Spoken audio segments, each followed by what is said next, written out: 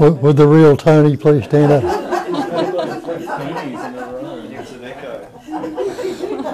Lots of echo. We don't want any. We don't want any false identities in there. Which Tony is right? Well, you know the routine. It's the old spiel once again. We don't teach you anything here, and we don't tell you anything. Understand that right from the start. And what we point to, see, you'll realise we can't teach you anything, we can't tell you anything. Because there is no body. Realise that I am no body. Well, is there such a thing as a body if you really look into it? We call it a body. It's just a pattern, shape and form, isn't it? Made up of, when you look at this body, when you call my body, you say my coat, my house, my car. And you know you're not the house, the car, or the coat. Maybe you're not the body either. What's the body made up of? It's made up of elements, air, earth, fire, water, space. Just like the elements around you. If you think you are a separate entity apart from those elements, try and separate yourself from them. Stop breathing, see how long you'd last without the air. Take the water out of your body, see how long you'd last without any water. Your body's 80% water. Take the fire, the body temperature. You get hypothermia and die. Get off the earth if you can. Try and separate yourself from the earth. Get out of space. Try and separate yourself from the space.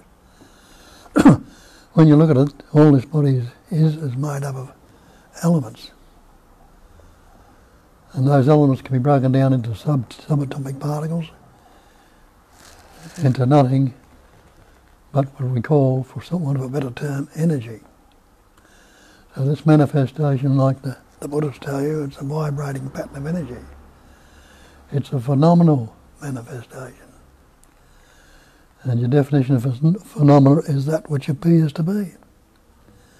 It only appears or seemingly is so. And they say it's a transient manifestation. It's constantly changing. When you look out there in nature, you'll see it's constantly changing. Look at that body and see if it's the same body you had last week or last year. And see it's the same body you had a few moments ago. When you investigate, you realise there's thousands of cells dying in that body right now and being replaced. And they're suffused with that intelligence, they know what to do. A liver cell's not going to come up as a brain cell, or a skin cell's not going to come up as a liver cell or a heart cell. They're all unique patterns of that intelligence energy. And when coming together, they form this thing we call the body. And are you this thing called mind? Again, like house, car and coach, when you look at it, you see it's my mind. Now my mind is, we translate that to myself. So we think we are this separate self or this persona. But they tell you in the scriptures that there's only one self. The self is not many, that's one. But we've taken the idea it's myself, a personal self. Where does that word person come from? Come from persona, the mask in ancient language has been added to. The masks, meaning we've got a conceptual image, an image made of concepts. We've added onto this vibrating pattern of energy which we call my body. And we write it to the idea of a separate entity, this persona, me. And are you really that? Body, mind, entity we believe ourselves to be. Well, have a look at it. When did you begin? If you never looked into this stuff, you'll say, I began at birth. But can anyone in this room actually remember your birth? You can't. So you can't say you began at birth because you didn't know anything about it. And look at it a bit further, when did you begin? And you realise you began about 2.5, somewhere within that range. It might have been early, it might have been later. Some people may have been seemingly smarter than others and picked it up sooner or later. And it began when you learnt words, when you acquired words. It doesn't tell you in the Bible, in the beginning was the Word. The Word was with God, and the Word was God. That's all that God is a word, a label we put on the words. Or the label with the words we put on this thing we believe or call God, the higher power, or the greater power, or the supreme being. Is there such a thing? When you look at it, you call it a supreme being, we call ourselves human beings. What happens if you take that label supreme off and take the label human off and separate the beingness in this room without a label? And you realise that's being the chair, that's being the carpet, it's being the mirror, it's being the wall, it's being you, it's being me, it's being the trees outside, the space. Everything is that pure beingness, which we put labels on. And so that's when we began with the word, and realised that every word you've ever spoken, or ever likely to speak, has been learnt, has been picked up along the way. And you could be learning new words to this day. Look in your dictionary, there's millions of words you don't know, that people have learned and made a dictionary about them. And the words, I'm forgetting a lot of the words. Words are coming and going. And so, when you look at that and realise that the word's not the thing. Take the word water. Can you drink the word? Can you swim in the word? Can you drown in the word? You can't. Can't wash yourself or do anything with the word. Fire, does it burn your mouth? Can you heat yourself with it? Can you cook with it? You can't. The word I or me. Is that what you really are? Like without that thought, I or me, do you disappear? You know, if you word that thought up word I, and we've added onto that word events, experiences and conditioning, I'm Bob, the Australian, the good fella, all based on past events, conditioning.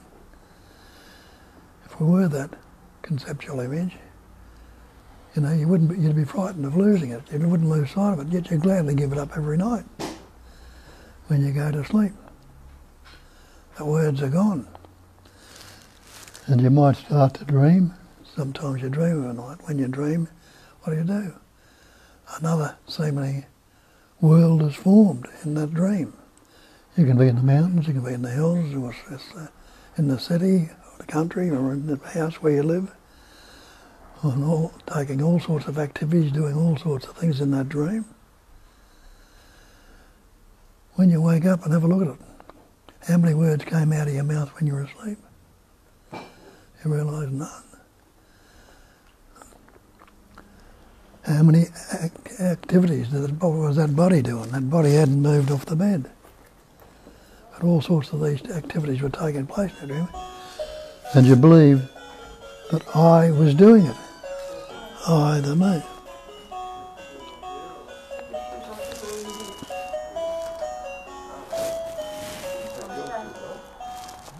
Hi.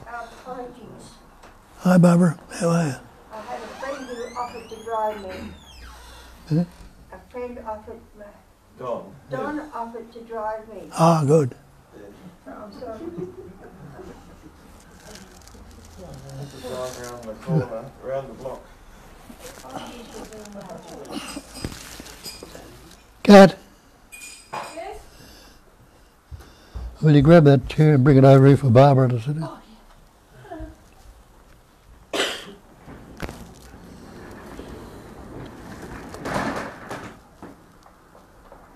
that one? Yeah.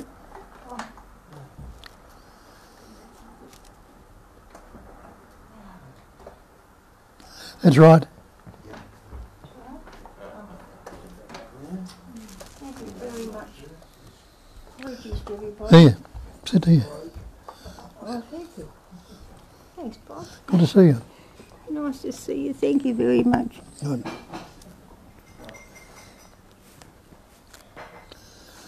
This is Dawn. Yes. Hi, Don. I met you before, several years ago, I think. Oh, yeah. There's a chair there. Okay. We don't have a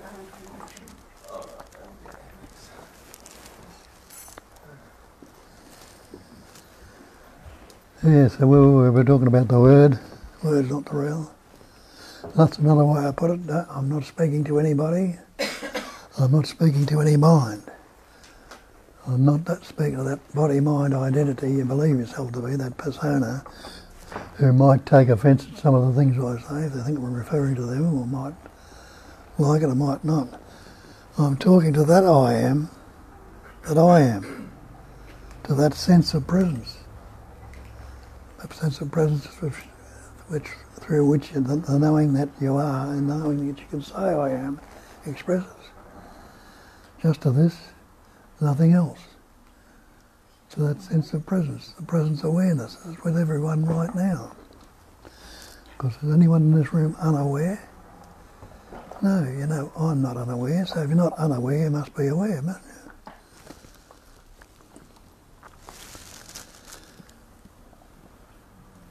So that's what this mouthing off of words is going all about. It's not me speaking to anyone. The sounds are coming out, and they can express or appear as words, we've learned. But what's the sound? The sound is nothing but a vibration of energy. It's that same life energy that's manifesting, patterning, shaping and forming this universe, this cosmos, whatever. And that's why they say it's non-dual. It's one without a second. It's the totality. And here we are sitting here until we look at this and understand it, believing ourselves to be these separate entities that got to try and become something. Reading this book, doing this, learning this, acquiring that, I think we will become something.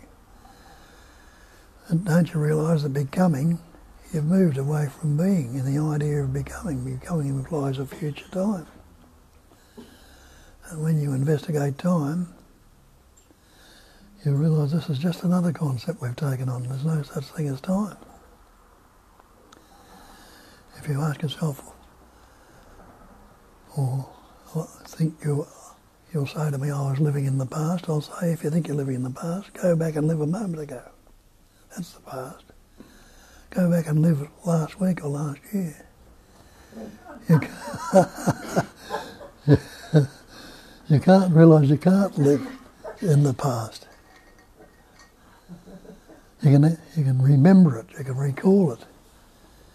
And the only actuality you're giving it when you're recalling it is what you're giving it right now. Because the same with the future, you can anticipate and imagine the future. But you can't live a moment in the future.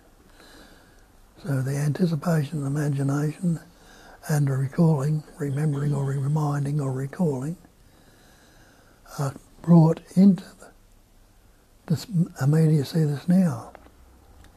When does now begin?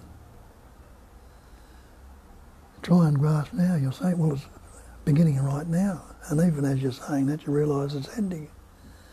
And that it's beginning again. So it has no duration to it whatsoever. That's all the time is, a duration, has a beginning and an end. And that's where people get the idea of what eternity is. Eternity had some beginning, a couple of million light years away, and it'll have anything that has a beginning will have an ending. But this spontaneous moment is eternity. It's beginningless and endless. And that which is patterning and expressing through it, the life essence is expressing through all these pattern shapes and forms, is that eternal life. Now that is the constant. You can't give it any shape, any form, any identity whatsoever. But when it ceases to express through that pattern breaks down, is anything lost or anything gained. That's why they call it the absolute of the great perfection. And they tell you that in Buddhism, the great perfection is non-conceptual awareness. Awareness without any of these concepts. They tell you in Hinduism it's Sat Chit Ananda Nama Rupa. Sat Chit Ananda is existence, consciousness, bliss, they call it bliss, or loving to be. And the Nama Rupa are the name and form. Now the Nama Rupa, the name and form, are Maya. They're illusion. They're like these transient patterns, shapes and forms which appear in the manifestation. But the existence, consciousness, bliss, the Sat Chit Ananda, is the actuality. Anyone who is not existing right now? No, you must realise, no, I'm not existing, I must be existing. Anyone who's not conscious right now? You realise, no, I'm not unconscious, so I must be conscious. Anyone who's not happy to be right now? And you're all happy to be. If the end was going to happen right now, you wouldn't be too pleased about it, would you? But you're happy to be right now, so you are, that's Chit Ananda. And the Nama Rupa, which is expressing true, is the name and form we're giving it. And that's shape and form. That's what the Nama is, the name, and the pattern is the form. So the pattern, shape and form are the Maya, are the illusion. And you realise that when you realise that this body is transient, it's constantly changing. There are thousands of cells doing it right now in this moment.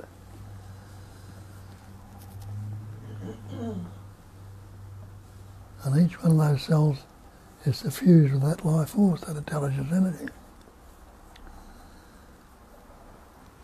And if you can't say you were born because you don't remember your birth, have a look back and say, when did you begin? Well, go back as far as your father and your mother. Those two patterns you call your father and your mother, that life essence suffusing those patterns. In your pattern called the father, who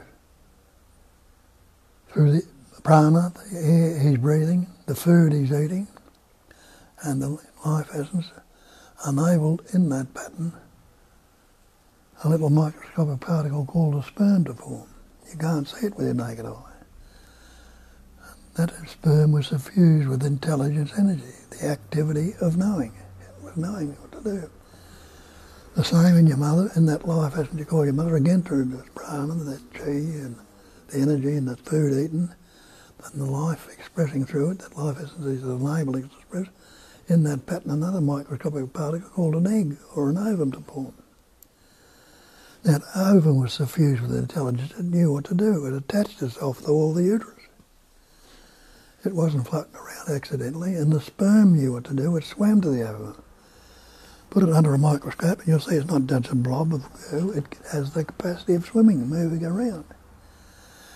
And the amazing intelligence in it knew where to swim to the ovum and what to do to penetrate the ovum.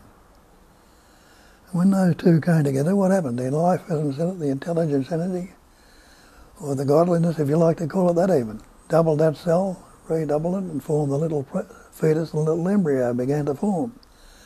What were you doing about it then? If you think you are this believed in separate entity that's running the show on your own, could you say, well, I'll start growing a finger or a brain or anything like that? Because you didn't have those things when your little fetus was forming. But later on, when you came out where you were born, did you say then, I'm going to start breathing? You didn't.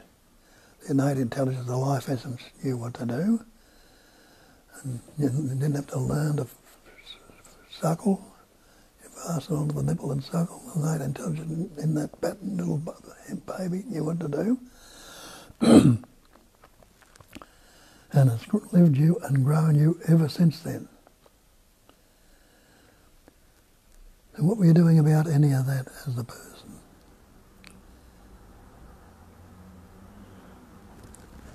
So the functioning didn't come around. The little child was functioning, little baby was functioning. He was seeing, hearing, tasting, touching, smelling. If it wanted something, it would cry. It didn't know any wants or I want this particularly, but the urge in that body would be hunger or fear or whatever. All the sensations that were going on, but it had no words to describe them.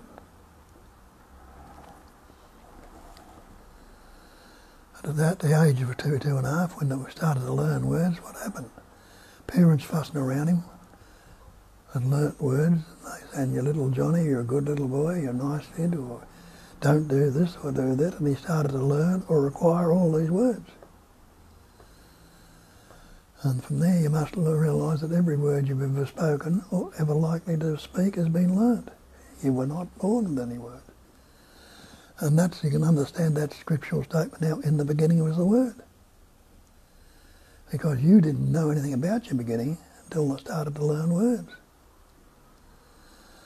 And from then on we've acquired words and language and taken the word to be the thing without questioning it, because our parents, schools, society and everybody around us has told us that. So when that capacity of reasoning started at about 2.5, and that's the capacity these human beings have, which is more developed than what it is in other animals and birds and insects, but they have other capacities which are more developed than our capacity of reasoning. With learning words, we learned that I am Bob, that's what they call me. I'm an Australian and I'm a good fella, I'm not so good, I'm unhappy or I'm depressed or I'm fearful. All these concepts are added on that word because you can't do much with the word I. Can't do much with it at all. So we seemingly give it this pattern, shape and form and something to relate to. But that is a conceptual image. We don't realise that as a dead image. It's based on past events, experiences and conditioning. It's not the image you're giving it in the moment. You're giving it the image of what happened to you yesterday or last week or last year and seemingly continuing now. So we're constantly relating to a dead image. And the dead image can't keep up with life. Like you pull a bucket of water out the river and set it on the bank, what happens to it? It becomes stagnant. But what happened to the river? The river is continually flow. And it might come to places where it's seemingly very almost still and calm. It might come through forests or sandy banks or down gorges, waterfalls, flowing merrily along until it reaches the ocean and goes back into where it came from in the first place, water in the ocean. Out of that intelligence energy, the two gases coming together, hydrogen and oxygen, become. But we've taken on this dead image and we're relating to this dead image.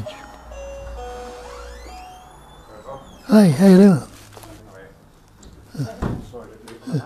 Yeah.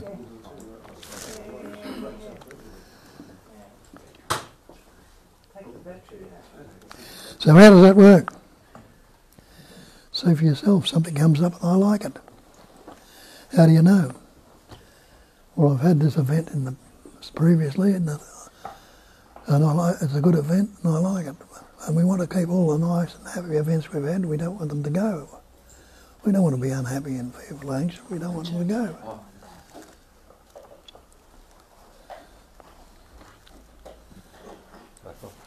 Good to see you.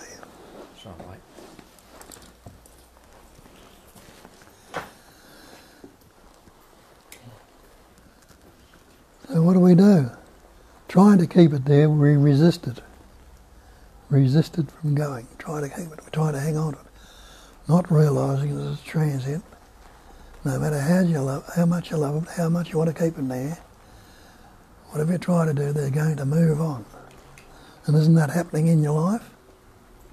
People die on you, people move away, people there, and not only people, jobs and everything else constantly changing, where you live, where you reside, all the things, and you're constantly changing your own ideas and concepts and images.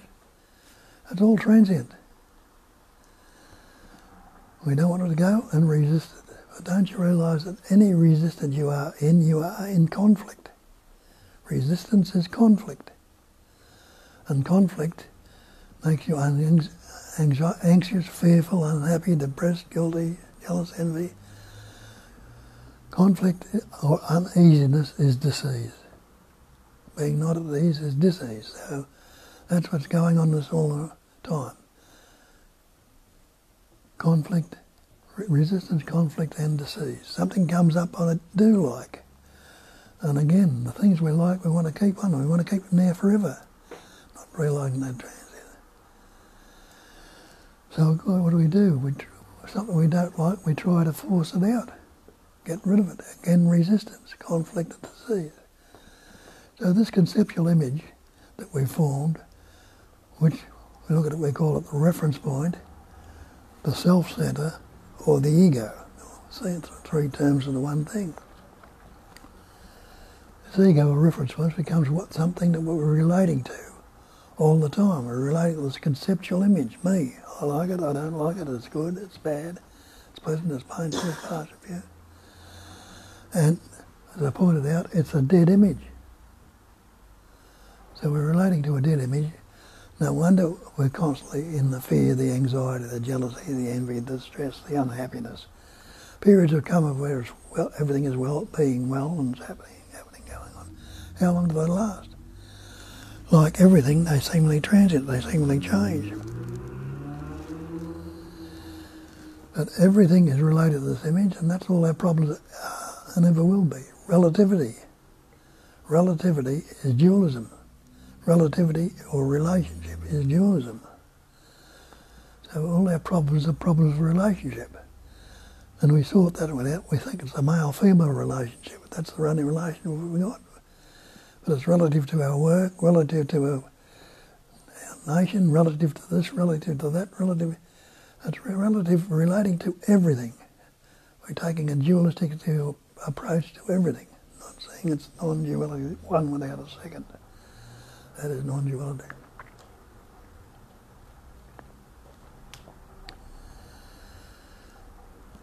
So we need to investigate that. Or you might want to investigate it, but if some of this is resonating with you, you might see, if you want to get out of all this psychological turmoil we get in, and you might have been doing all sorts of psychology and things like that to try and get out of psychiatry and things like that. It's helped to a certain extent. Because we're not recognising the cause, it's not helping us too much. We keep relating to the cause. But when you look at and recognise the cause itself is a fiction. And that's all that so-called karma is. Cause and effect. So, what happens if you ask yourself the question, can there be an effect if I'm not relating to a cause? And you have a look at that and you see, no, I can't relate to it because there's nothing I can relate to. Then you wouldn't have been imperative if you had a look and see what this cause is that's causing all these problems. See if there's a cause, me or I, the conceptual image I've got about myself is real. And to see how that trouble, all that relativity is going on, what problems it causes, and as Shakespeare told you years ago, there's nothing either good or bad, but thinking makes it so. Shakespeare, Zagatta tells you, nothing can trouble you except your own imagination. Break a word imagination down to image in. Imagine, image in. And realise that's all we're doing. We're creating mental images, concepts about this, that, and that's all a concept is. A mental construct or a mental image. Creating mental images about this, that and the other. It's good, it's bad, it's pleasant, painful. And so we get lost in the seeming cause, me. And the effects are sure to follow. The fear, the anxiety, the distress, the guilt, the shame, remorse, all these things are bound to follow if it's related to the cause. So wouldn't it be imperative that I have a look at this cause, me, and see if it is a fiction or not? Investigate it. have a look. We ask you to look along those lines and you'll see for yourself. This is the conceptual image. Everybody in this room is seeing. Everybody in this room is hearing. Isn't that a fact? When you opened your eyes this morning, did you have to say, now I'm start seeing? The seeing was there. But then the vibrating thoughts started to come in and you say, I see. When you opened your eyes this morning, or might have been before that day, you woke up, the hearing was there. And the thought comes up and translates it, I hear. So the seeing and the hearing are happening. But it's not a pure seeing or hearing right now. Because when we've built this conceptual image, this I thought, we've added onto I am Bob, I've missed that down, the conceptual image. Now we think, as soon as we say I see, it's me, Bob, the separate entity that's seeing. Or it's me, Bob, that's hearing. So it's not pure seeing or hearing anymore. We've got this conceptual image on it, and it's distorted. But ask yourself this, you're seeing and hearing happen, but ask yourself this question and see if this entity is real. Ask yourself this, does my I tell me I see? Well, my I is not saying, look at this, Bob, look at that, that's good, that's bad. My I can't say anything at all. Can yours? But it is the instrument through which the seeing is happening. There was no seeing there. Nothing could be seen. So it's the instrument which is translated. So the same with the hearing. My ear is not saying listen to this or listen to that. It's the instrument through which the hearing is happening. It's translated by the thought I hear. And it's not a pure hearing because of that thought I hear, which is based on the past events and experience of dead image. We'll question that. Can the thought I see actually see? Close your eyes and look around the room and see if you can see any of the things in the room with your eyes closed. Realise you can't see with the thought. You can see the darkness behind your lens, but you can't see any of the things in the room without the thought. With the thought I see, can't see. The same with the thought I hear. Block off your ears and see what you can hear with the thought. So the thought I hear, can't hear. Anybody who is unaware right now, you realise, no, I'm not unaware. I'm not non-existing, I am existing. I am not unaware. If I'm not unaware, you must be aware. So the thought I am aware or I am conscious is not your awareness or consciousness. The thought I choose. We think we choose our thoughts. But if you could choose your thoughts, would you ever choose to be unhappy, miserable, anxious, angry or fearful? You wouldn't. You don't want those things. So you see this thought-up entity, this ego, hasn't got any power or any independent nature. It can't stand on its own to do any of these things. When I say it's got no independent nature, take the life essence out of that body, how many thoughts has a corpse got?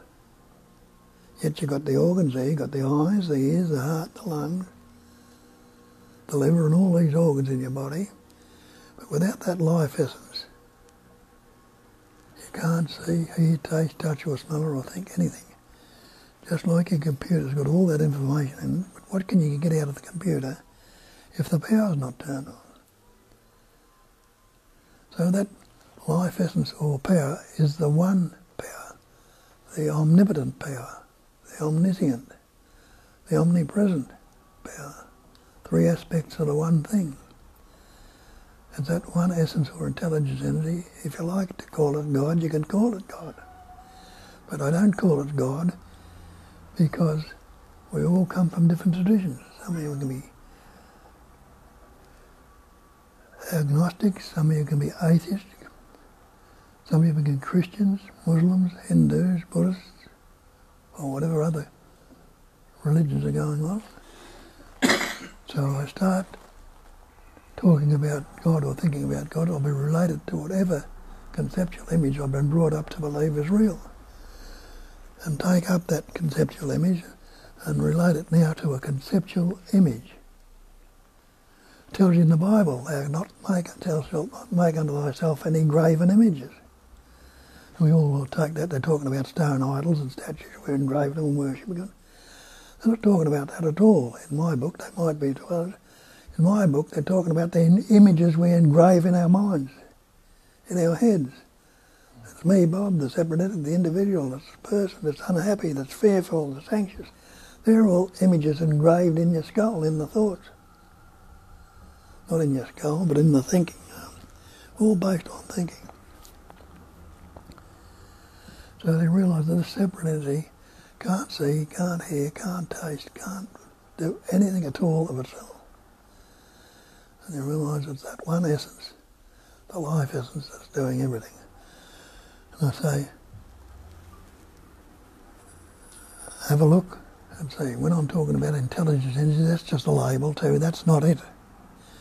It's just like the word God is put on it, that's just another label we put on it. When I'm talking about intelligence, I'm not talking about your intellects. Because there are different degrees of intellect in this room. Some of you are a lot smarter than me, some of you mightn't be quite so smart, I don't know who. There won't be many. So I'm talking about intelligence. Look out there in nature. And you'll see the way that nature is functioning. It might look very ordinary and everyday to you now, but realise what's going on out there. Earth rolling around the sun, seasons coming and going, tides coming in and out. All sorts of things happening in nature. Trees going, flowers blooming, songs. People being born, people dying, the whole manifestation is a universal manifestation of nature. And the way it's manifesting is an intelligent way. The form, the pattern and shape and form of a human being, the pattern, shape and form of a tree, a star, a planet, a comet. All these things imply it's fused with a wondrous intelligence. And it's also vibrating. That's all it is. It's that one essence vibrating into different pattern, shapes and forms. And there is nothing static about any of it. It is constantly transient, just like your body is transient. There are thousands of cells doing it right now. What do you know about that? And being replaced. What do you know about that? Nothing. To making you breathe. What do you know about you making any effort to take your next breath or to expand and contract your heart?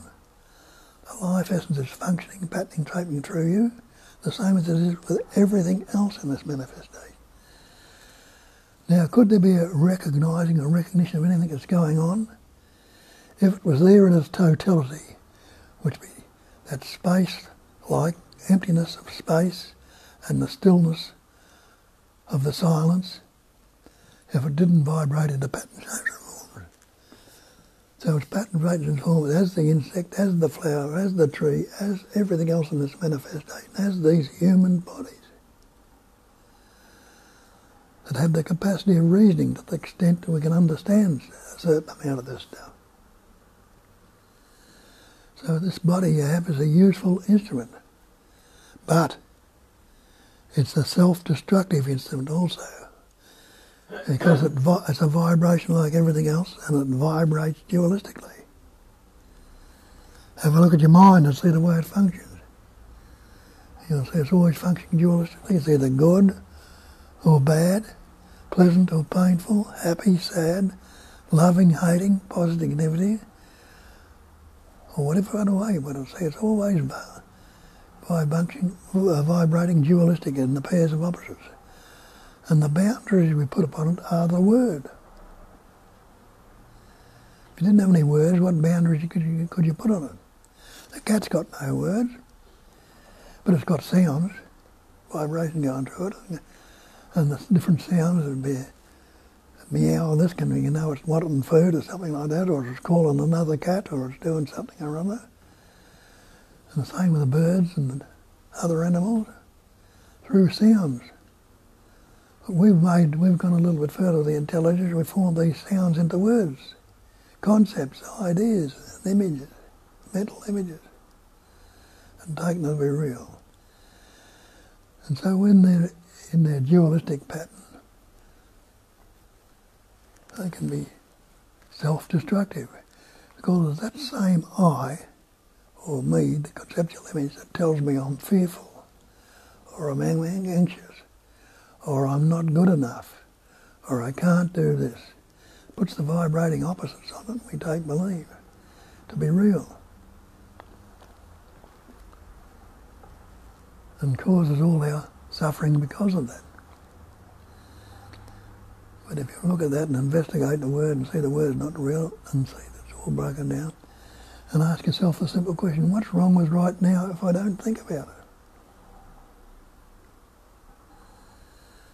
And what would you have to do that? You'd have to try and look prior to the thought or beyond the thought. And there's a good way is to see what that thought is. Thought is sound, a word. And if you think, I'm going to pause the thought, that'll be another thought. So you couldn't do it. Oh, and you say, well, I have to let that thought go. You let it go, that's another thought. I'll stop. That's another thought. But if you don't go there, realise that every thought, everything you do will be bringing up another thought. Don't go there. Don't bother. And if the thought comes up, don't give it any meaning or anything at all. And it's just another appearance in the manifestation.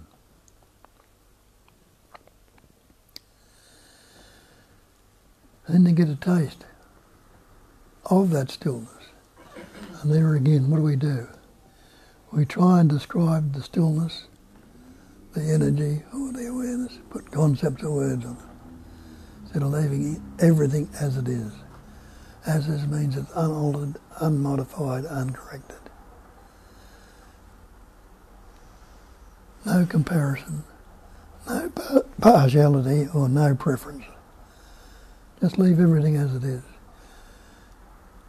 And then you'll notice, just like the sun is rolling around the earth, the seasons are coming and going, the tides coming in, the sun is not using any words, or the earth it's rolling around is not using any words, or the space it's appearing in is not using any words, or the planets or stars are not using any words. They're not thinking about it. But everything is perfectly resolved in the unborn, like Banky told you. He called it the unborn mind. The mind that wasn't born or comes about by thought. I was wondering if I can have a toilet break myself. I need to go. Sure. Toilet, yes. Sure. Where is it? Thank you. So, Good. you're getting old. Haven't got that on your own. Yeah. So that's basically what we're pointing out. And there's other people that learn this and tell you about it, want to know. And if you've still got questions or doubts, don't hesitate to bring them up. Find out for yourself, because... So Bob, that's all this, the head is all self-centered, isn't it? Yeah. Right, which is false. Yeah. Okay, so really speaking, there's no self-centered. Yeah. Right. So there's no self-centered, there's only those five senses? Yeah. So that's all there is? Okay. Just instance. Leave them wide open.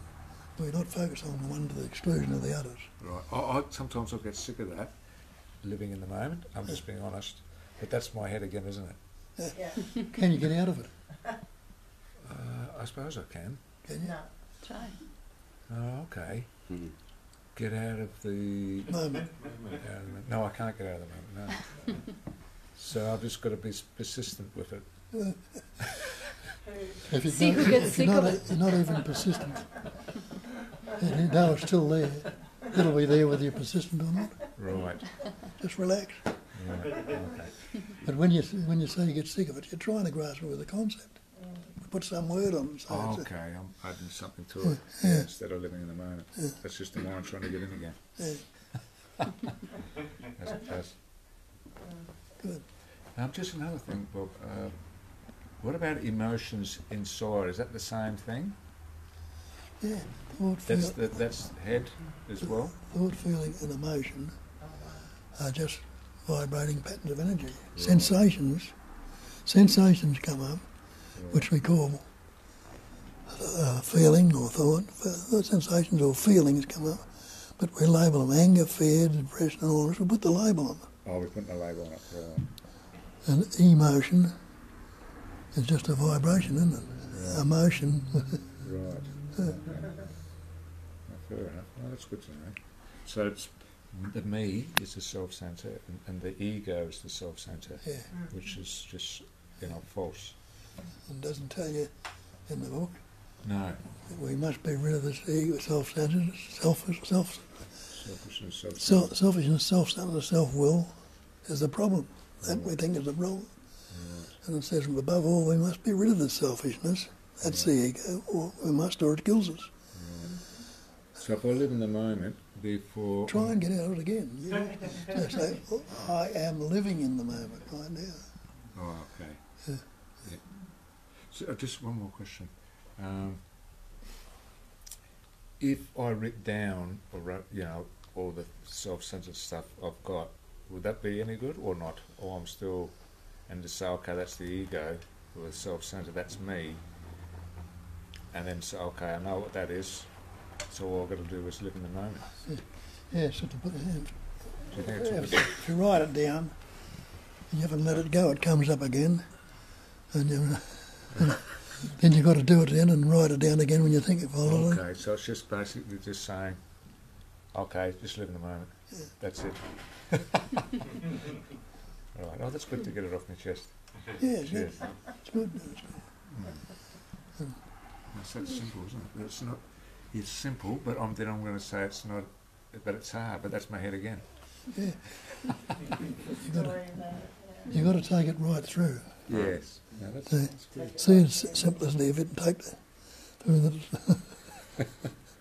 even the simplicity goes. Yes. So I'll just say ego, me, self-centered, all based on the one thing, aren't they? Okay, that's good.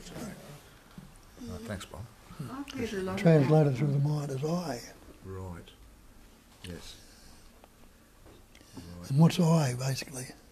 Well, that's part of me too. I mean, that's part of the self-centered. Isn't it basically a sound? Right. That's all it came from originally, sound, a vibration, remember I mentioned? So, yeah. That Sound seemingly breaks the silence. sound breaks the silence. But it can't break it when it disappears in silence, disappears back into the... Right. Thanks for that. Barbara has something. Oh, I've heard a lot about awareness, Yeah. awareness. And listening to the still small voice inside, is that part of Yeah, what's that? Who's hearing that?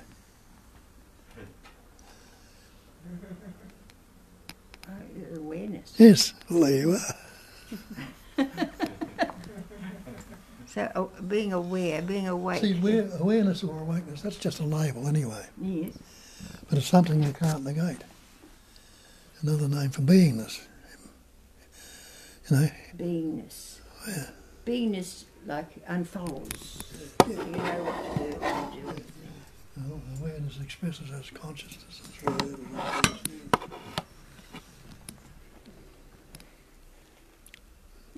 And you are that. Not the pattern that's vibrating or expressing through. Oh, right. Well, it expresses through you. Yeah. But that was formed by the innate intelligence energy, or, if you like, you use it, God or godliness.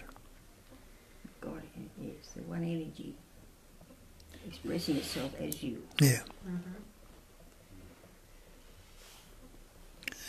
and everything else. So you're not isolated or alone, and expressing is the minutest thing.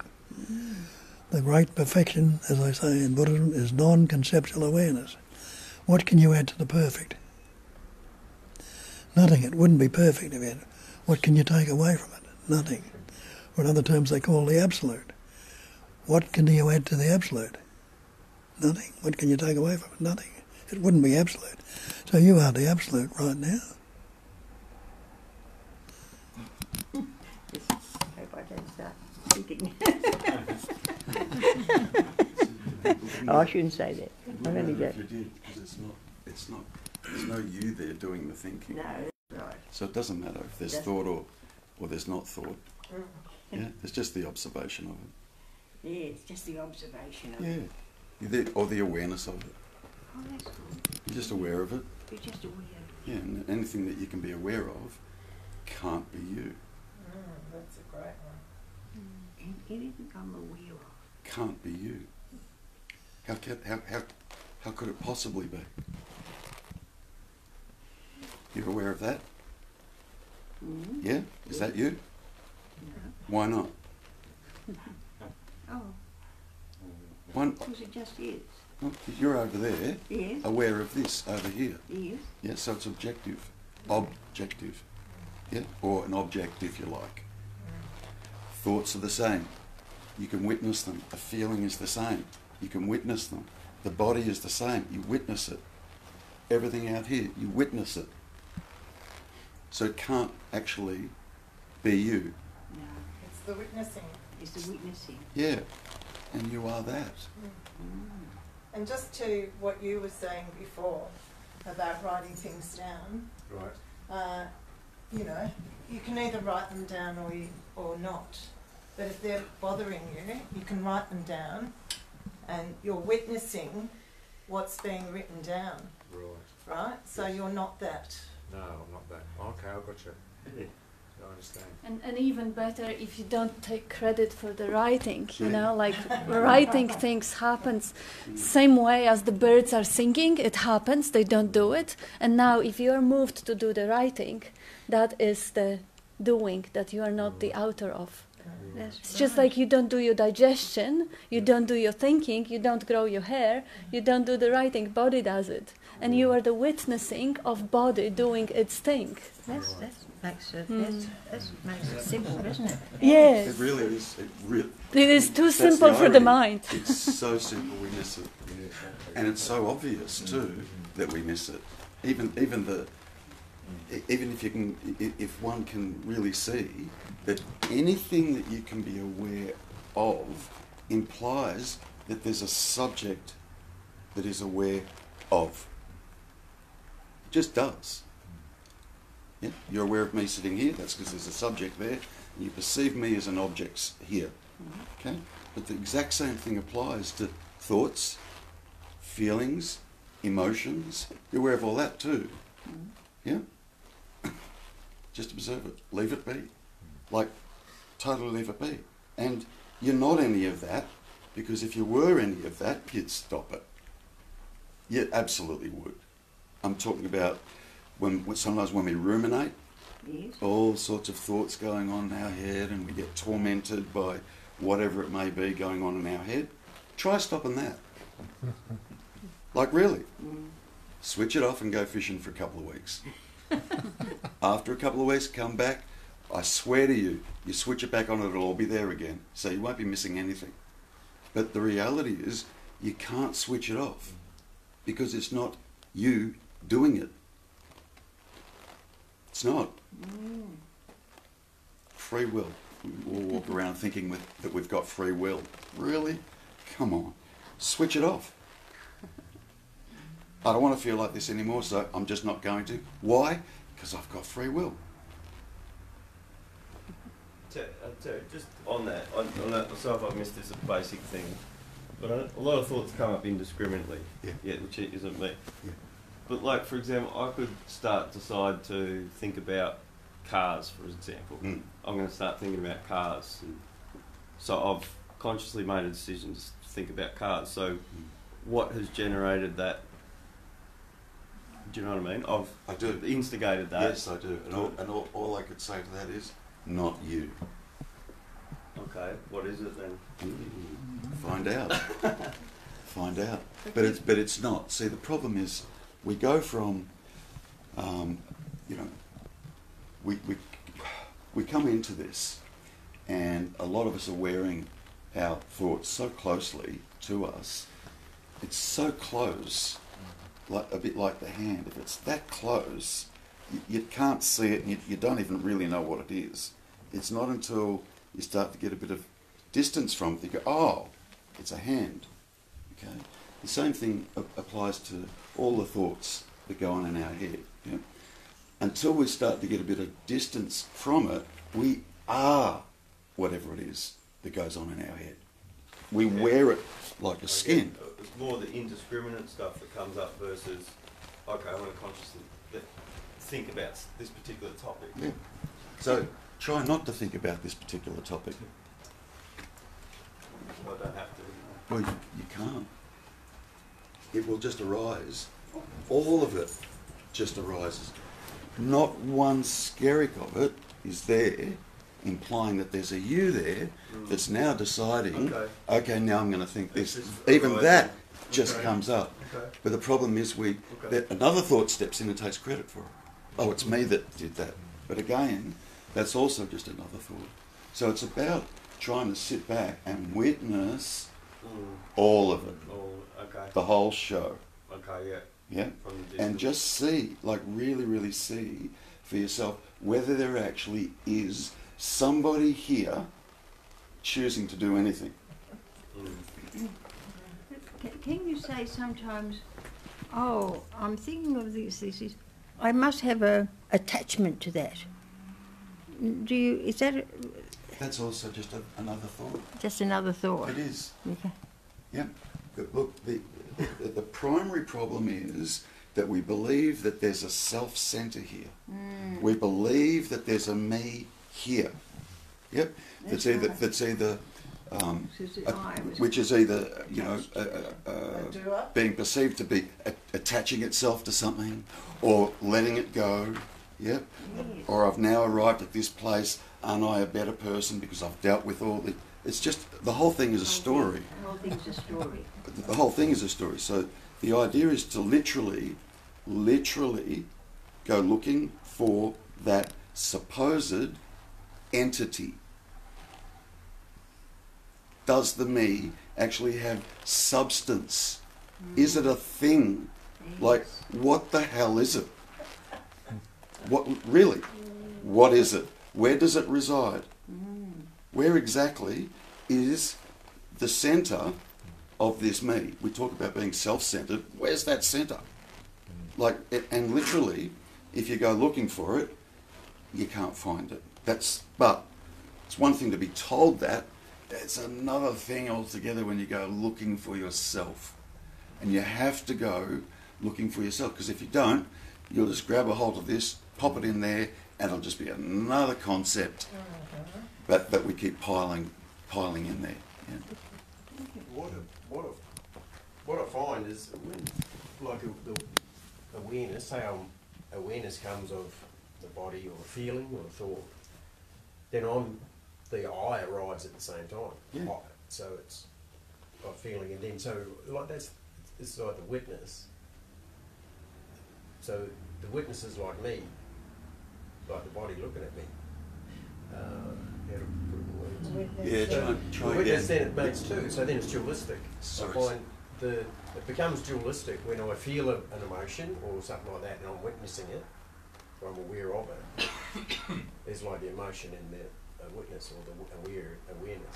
It seems to become dual if you don't fully abide in presence. Presence and awareness is not split. It's not dualistic at all. Just like space all around us. Space is not split. It's not dualistic. This space is just, it's one. Yeah. Can't But even call it that. But you can see the naming and claiming. Yes. Like you said, you can see the me. Like you can see, even though you know there's no me, You can see the naming and claiming coming in, having a story about it, but it's witnessing it. So that's just a story. Yeah. You know. It's exactly what I was just saying. Book Sorry, has something to say. go for it. Yeah. See that thought, feeling, and emotion are one and the same thing. Just like steam, water, and ice. The three aspects of H2O, aren't they? So when you're around a thought, feeling, and emotion are all based on the thought. Thought's very subtle, and then you think for a while, you mightn't even realise you're thinking it. Then the sad feeling will come up. So it's a sad thought coming up, the sad feeling will come up, which you label. You had it before, you label it sad. Then the tears will come if you're staying fixing it long enough. Yeah. Mm. So it's one and the same thing. So it's all thought based. So what I'm finding is there's a lot. For lack of better words, the small me is very confused, and it's like the bucket that's stagnant, and everything keeps moving. The river's moving, and I can. The river of awareness. Yeah, it's like. So the confusion's here, and that feeling comes up. You know, I don't know. There's a feeling there, but without labelling it, like there's this something going on. I don't know. So there's a not knowing going on. It's kind of a confusion, which then seems to have some sort of energy with it, some sort of feeling, whatever that is. But awareness is there, aware of it as well. Yeah. But now, the primordial split, the first split is I. Yeah. Then, what you're just describing, is everything that the I's attached itself to. Yeah. So you're still, which is okay, by the way, but you're still delving in the content, delving in the story, delving in the ideas that are coming up, and then you're kind of getting a little bit confused there because, you know, you're kind of being affected by it. What's actually happening is you're mistaking the me for that awareness. So there's still an idea that it's me here that's aware of all this stuff. But that me is the I. It's that first primordial split. That's what you need to go looking for. The I, not the content, not the story. You said the small me comes up. How many me's are there? Yeah. See that to me, the whole idea is me is just another term for I or me. It's a fiction. See it all. So as soon as that comes up, you're in the story again. And you won't find the answer in the mind. No. You know that. I know that. I think he knows that. Yeah. The me itself is the story. Yeah. Yeah. The I.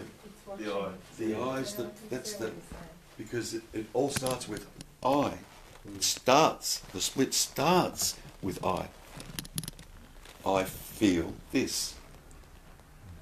Me, the I, then feels something. There, straight away there's your two. Yeah, that's the split. But it comes from the I. So what you're actually looking for is that I. Because until we see that for what it actually is, we believe the I has substance. It is a thing.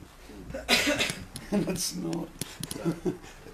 So this morning, when I've been up since 4:30 from a dream, and then just as I said to you before, just all these sort of things just fell into place. I had nothing to do with it. I didn't create that dream. I didn't wake up from the dream. I didn't make sense of the dream, nor did I have the clarity that came from the dream. It just all happened. That's right. Yes. Witness it. Yeah. Witnessing. Don't take any ownership of it, Yeah. or any pride in it, or No, and that's what and I hasn't know you're happened not. today. Yeah, There yeah. was, in fact, laughter. yeah. That, wow, this is all just, I have nothing to do with this. So what it's kind of like an expansion of awareness. That's the best way I can probably describe it. We kind of come into this dull, can't see much. All our thoughts and feelings are here, So we become them, you know. And then as we're here, the awareness starts to grow, and as the awareness starts to grow, we start to get a little bit of distance from the thoughts, the feelings, like everything. And you know, what creates that distance, if you like, is the awareness that grows, that expands, if you like. Yeah. And at some point, you become far more interested in that awareness and that presence and that livingness than you will in a thought, a feeling, or whatever. That's when you... 180 degrees. 180 degrees. Yeah, yeah.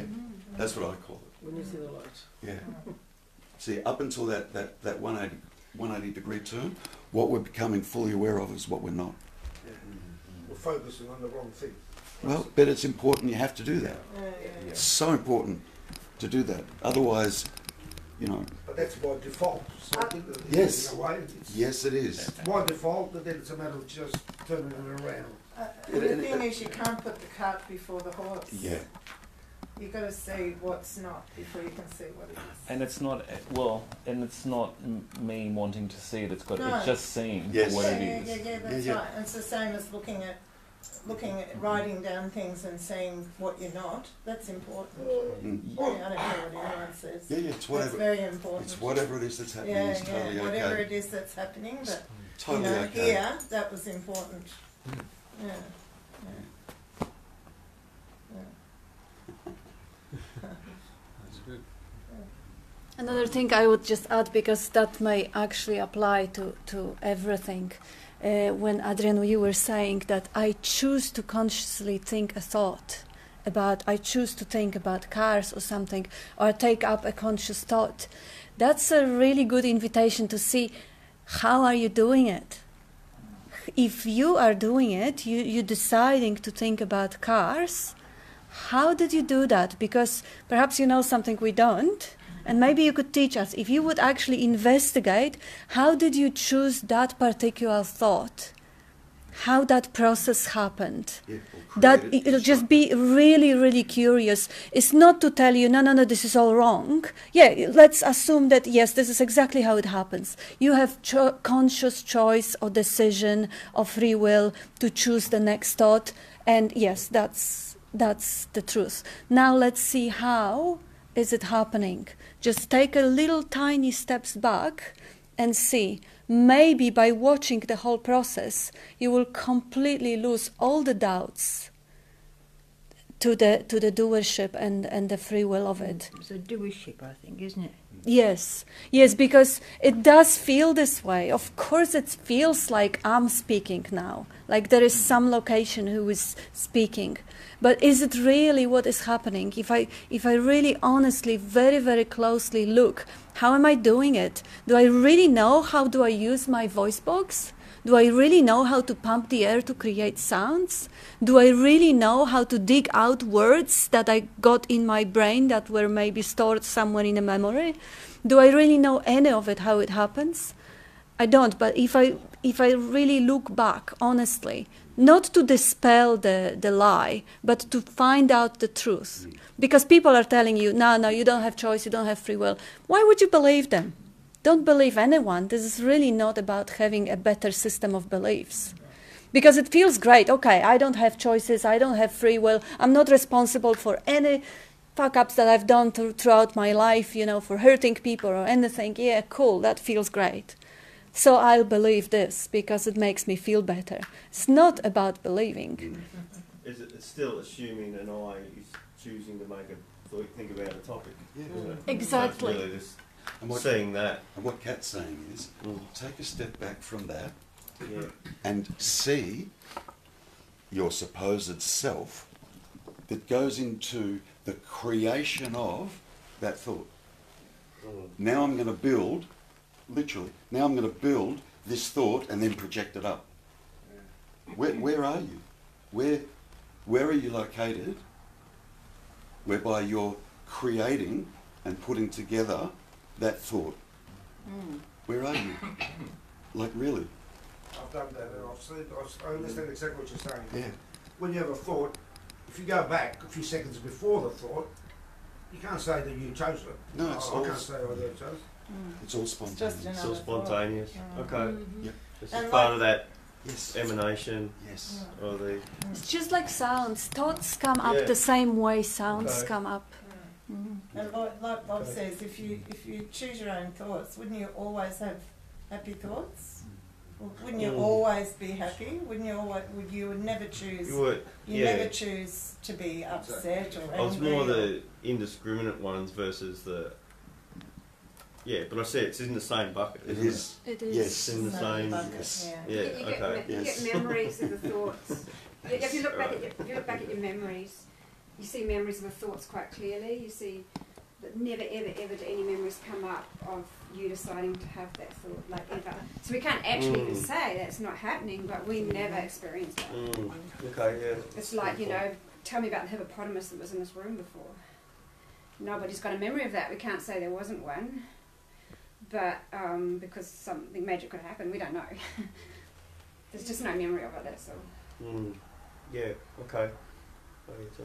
But as soon as you put the am on that line, A thought has popped into my head of a hope of Jesus, I believe. You know, of myself I can do nothing. It is the Father in me that does the works. Hallelujah. Hallelujah. Yes. Yeah. Yes. Beautiful. the life essence in you. The life Yes. essence or the Father. They will And just- you are that. And you are that, yeah. As I said, as soon as you say I am, Yes. what's I am? The Being. the thought Part of the came. word to be, Yeah. without the I. So instead of saying I, it's just as not relating to any entity at all. Unless you put the am on it, and you give it that thing, let's say, I that's being. And what's the I? You've got this conceptual image about yourself. Not doing anything. Not doing anything at all. But as you say, the essence of the Father. Essence of, Not Big Daddy or something like that. no. But that life essence is... life force. Yes. He also said in other place that I and the Father are one. Yeah. That's right. Mm. And I love the And, analogy of the computer, you know. We're like a computer. Unplug us and we're not there. Yeah, the And so it's corpse. the same, yeah, so it's the same. But this is You a know, vessel only. it's the same. When the Oh, that's a computer's good got one. no power, nothing happens. So the power has you It's a know, life force. is the life force, you know. And so without that, you can't have a single thought. Not a single thought. Not one. A little bit like, I don't know how many light bulbs there are on the planet, but there's a lot. Okay? And they're all different wattages. Yeah. Okay? And they're all different colours. Yeah. Yeah? And all these light bulbs are taking the position of that they are the way they are, and they're either being proud because they're a 100-watt bulb, right? Or they're kind of meek and they, you know, kind of shrivel up because they're only a 2-watt bulb or whatever. And this particular bulb's Probably flat completely. this particular bulb is brown, you know, and that's not really an acceptable colour. I want to be a white bulb, you know. So you've got all this stuff, and yeah, and all these bulbs, light bulbs, are taking credit for the way they are, okay? Like as though they've done it, okay? Switch the electricity off and see what happens. No, nothing. No, zilch. Yes. That's How good enough. that pure beingness, witnessing, whatever you want to, whatever label we want to put on it. And it's that manifests and makes all the light bulbs glow. That's the light, you know, that's the source of the light, if you All like. ideas, all creation, all I creative. am the way, the everything. truth, and the light. Now that's a silly little concept that I've just thrown No. out. But you know, Yes. No, That's but very what- good. yeah, And Jesus said, I am the way, the truth, and the light. yeah. And I like that quote too, you know. In God we live and move and have our being. Outside of that, we're nothing. That's it. Yes. Now it's the one being expressing his everything. One being expressing as everything. Just have a marvel. like all the light bulbs. All the light bulbs. Yes. But the one essence is the electricity. That's it. But the light bulbs don't know that. That's right. They don't know that. They're all kind of walking around being proud or not so proud, or taking on this conceptual idea that they're a bulb in and of themselves and they have free will. But I would hate to be a fluorescent tube. Yeah, LED. Who would hate to? The same electricity is in there. Do you have tall poppy syndrome? I'll be a candle in the wind. You have no saying. You all of it. Only having a joke. One guy calls it the eye is like the cloud that takes the bow. Rupert says that. Yeah. It's spot on. It's like you take the credit for it. You're the cloud, you take the credit for it, but in actual fact. Yep. There's no you. And Yeah, the I like that. beauty of it is that you are not one particular bulb, brown or white or whatever the color. You are the electricity. You happen to be expressing through particular bulb, so you know it intimately close as a means of expression, just as you know your car for transportation or your binoculars to see better. But you are the electricity, not the means through which you are expressing.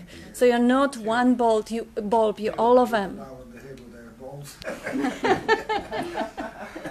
Yeah, but Kat, your pointer is a really good one. It's very specific, which I really appreciated when you were addressing Adrian before. It's like, check out your version, like what's working through you specifically. Mm-hmm. And I think that's really important rather than just believing the statement, well, I'm not responsible. Well, check it out. Investigate every detail of how it expresses itself. Yes, So you've got to find your own certainty. Yeah, you must look for yourself. Yeah, I really appreciated that. Thank you. Otherwise we'll become parrots. Yes. Yeah. If we don't, like you said, if we don't find out for ourselves, just parroting what somebody else is saying. It's just a concept. Yeah, but then it won't work either unless you do it yourself anyway. You're That's not going to right. get anywhere. That's exactly right. So Yeah. you have to do it. And one can get terribly stuck on this, I'm going to call it a path, but one can get terribly stuck when they've been exposed to this long enough and they have all the right answers. It all comes from there. It all just comes from there. They have all the right answers, you know. Yeah, but they get stuck then because it's all conceptual. It's all totally conceptual, and it's sad when that happens. You know, they kind of need a... Because then you get to believe what you're thinking. You get to And then believe the concept of it. And you get invested whether other people confirm it or Yes, not, yes. whether other people agree with you or not, and you defend your beliefs. It's like it's like the ego becomes enlightened. Yes. You know, which it can't. The But mind bulb. you know what I mean? It can't. It's just but another story. yeah. One thought with another thought. Yeah.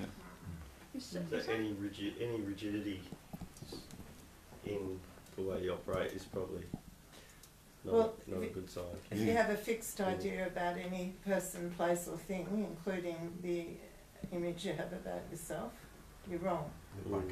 Yes, that's beautifully said, because nothing is fixed. Everything's moving and changing.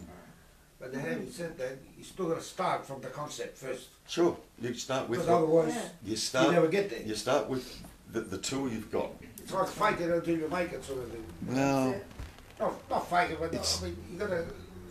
It's got to be a concept at first, unless you're, you know, it just clicks the globe. it's that old saying, you know, if you get a thorn stuck in your arm, what do?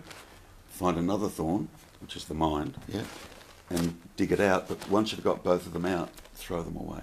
So initially, what we do use is concepts, ideas. That's why we call it pointers.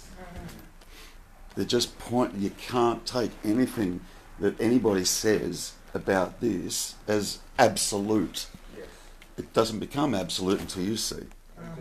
Until you see. Until it's absolute for you. Yes, until you see it's just a pointer. It's just another concept. It's just another idea. As soon as we utter a single word, it's not it. But I still can't make that happen. No. No. You know. So when you say, Tony, until you seek for yourself, I can't force myself to see there it. is no more That's self. the grace, Yeah. isn't it? Yes. It just The happens. word grace. Yeah, great. You could use that. Yeah. Yes. Yeah. Yes. Free gift. And I used to love what Bob used to say about the match in the haystack. Once you've been exposed to truth, you're a goner. Yeah. You know, because you can be grappling with thoughts in your mind and stories in your mind and blah blah blah blah blah. But all of a sudden you'll notice there's not a response that's always been there, and it's not there anymore. And you go, wow.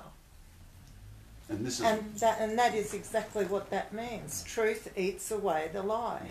You don't eat away the lie. Another part of your mind doesn't eat away the lie.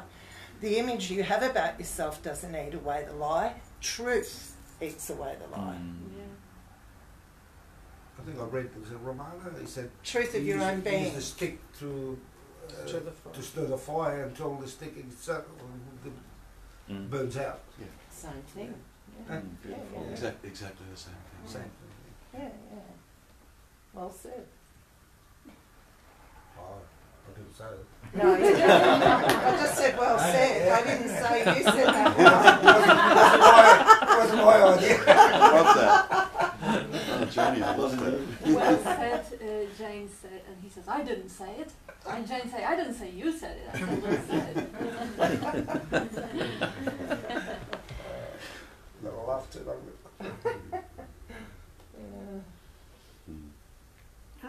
Everything seems to be meant to be, do you think? So even if we do have a period where we think we're separate, and we know the consequences of feeling, or believing we're separate, we're suffering, and then we can have that. Then the wonderful experience of compassion can come to us. We know, yes, we know why people are suffering, or why they do not so nice things, because they think they're separate. Yes. Oh, I've experienced, like, yes, I know, I can feel compassion, and it comes. That can be a good thing, and nothing's wasted. Yep. Nothing has been bad. Everything's been a human experience. Yeah, like Desiderata says, everything happens as it should. Universe unfold the way it should. It's just Yes, as it is. as it is. Nothing right or wrong, but thinking makes it so. Unaltered, unmodified, uncorrected. I love that. That's my favourite at the I love moment. that too, yeah. It's only when we step in and have an opinion on what is that it becomes a problem. Then there's two. Me here having an opinion on what is, Opinion on what is. yeah, and we might like what is, or we might dislike what is. Either way, there's still this so-called entity here that's either liking or So no judgments. yeah. I'm not the author of the story. Well, look, if we can't accept what is, there's resistance. It's like a child chucking a tantrum because, Mum has said, no, the TV's got to go off now because we're having dinner. It's just what is, right? And the child goes, nah, I don't want that. I want this. But Accepting what is. it is what is. It literally is what is. Now, you can either accept that, not that there's anyone to accept that, okay? You can either accept that or go into resistance around it. And going into resistance around it is just being a kid. Because it is what is. Yeah. Is means not was or not will be. What's that, Bob? Is means? Not was and not will be. Ah, not was and not will be. Like that. Add a couple of words. We're waiting for wisdom there.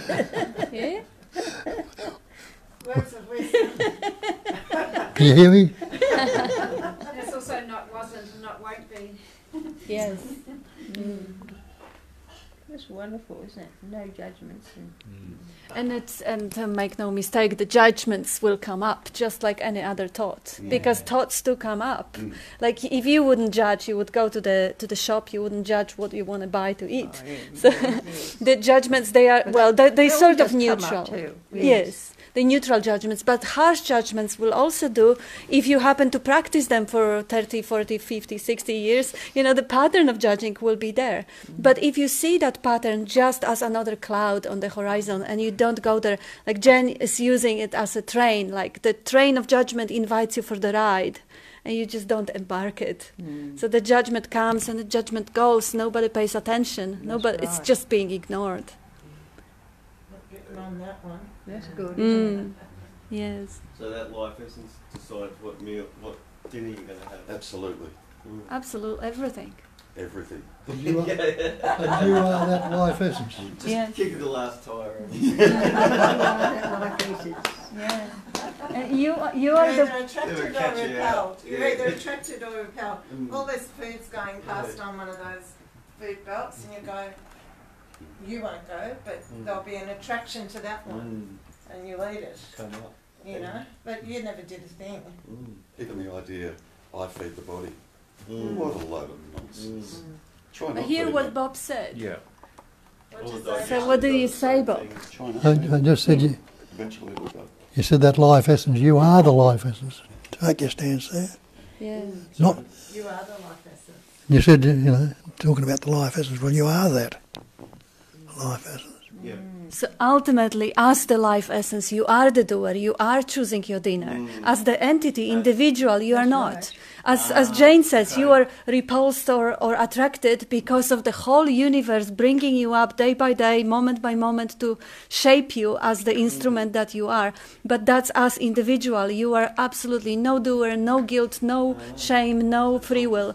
But as life, as the electricity, you lit up all the bulbs and you lit up every action and you do grow your hair as the life essence and you do choose your meal as the life essence. And you are that, not what we think we are. No, not who we think we are. That's right. And when a decision's made, it's a cosmic thing. I know it sounds a bit 1960s and a bit hippie, but it's the whole cosmos. Absolutely. Is that action. Yeah, because it's one, it's undivided. It's like the whole ocean creates that tsunami wave. I mean, the tsunami wave is created by the earth breaking, but the whole universe is contributing to it. Amazing. Without space, that tsunami wave just wouldn't have ever happened. Yeah. Nor would anything else. So that all contributes to it. Yeah. So We wouldn't be here either if it wasn't for the space. And we wouldn't be here either if it wasn't for the bees or ants or trees or anything, everything. That's right. And for One the essence. and for the thoughts, we wouldn't be here if we didn't project the thoughts on all the objects. And by projecting the thoughts and believing that room into existence, there wouldn't be any room. The act of projection and belief creates the whole dream. And now we can awake and know that this act of belief is still happening. I'm not doing it. The life is doing it. It's still happening. And even though I know the dream, it doesn't disappear. It's still there. So one essence, patterning, shaping, forming, expressing, and appearing as everything. And that is all there is.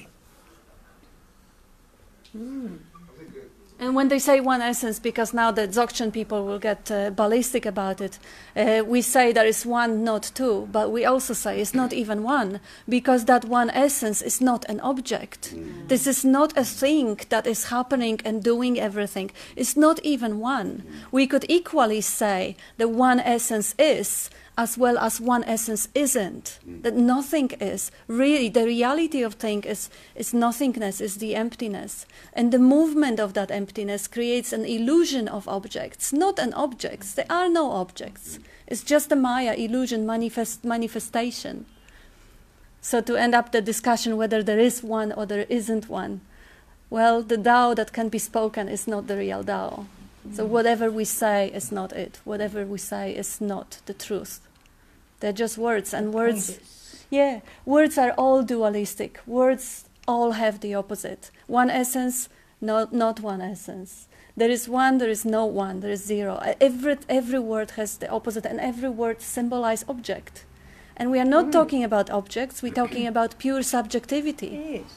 I think I heard, I'm not a scientist in any shape or form, but I think I heard that science has discovered that there's the one energy appearing as everything. Quantum physics. And they put us there under they put their hand under a special object, I don't know what Microscope. and there's only energy moving around. There's not a hand is just, it's not flesh and blood as we know, it's just energy moving around. Pure intelligence. And that seems to be science has come to that. It appears to be solid.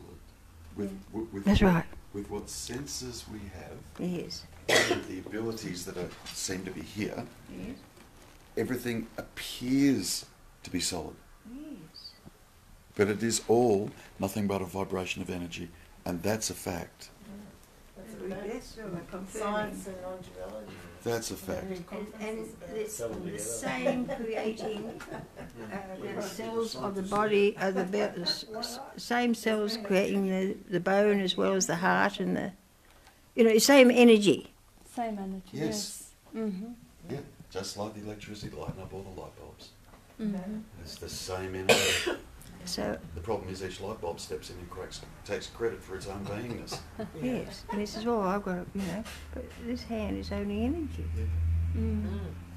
Everything like this chair. And so is this chair, Yes. and so is the whole planet. It's just science calls it Yes. energy, but it's another name for I've whatever seen, the light. I was in a theatre in Sydney. The whole thing was vibrating. Everything was vibrating, and even on my body, I've seen like specks. It's all vibrating. I've seen a few times. You've had that experience? Yeah, I had that experience. I felt like I was floating. I wasn't solid at all. It's disappeared. And that is Twice actually, I had that. and that is what Mary says, and Bob often points out at this as well. I mean, science is quite, it can be handy to help us understand things, but the real way of understanding is experiencing. Because science, did we see the electron microscope? No. Did we see the telescopes? Did we really experience the science? No, we believe someone. And we don't want to believe anyone. We don't even want to believe Einstein, who says that there is no matter, only energy. We don't want to believe anyone. No. So the easiest way to actually verify it is to pause the thinking and see, like Mary says, you could actually experience yourself just as a pure vibration. Yeah. Like, how do you I felt experience like, your I felt like I was face? invisible, and I felt Yeah. light. I didn't feel I was solid at all. I saw all these specks around me, and I didn't know what was happening at the time. And when I was at the cinema, the same thing. The whole thing went like that, and I thought, oh my God, what's happening? Again, I wasn't sure, but yeah.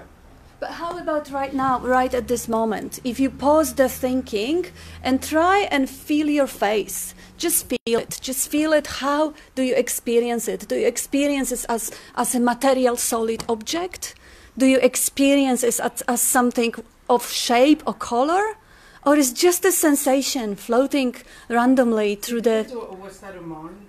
I mean... Yeah, if you stop the thinking, if you forget about... mental image even of... time disappears. I don't even know Exactly. where I'm at or what I'm doing. Absolutely.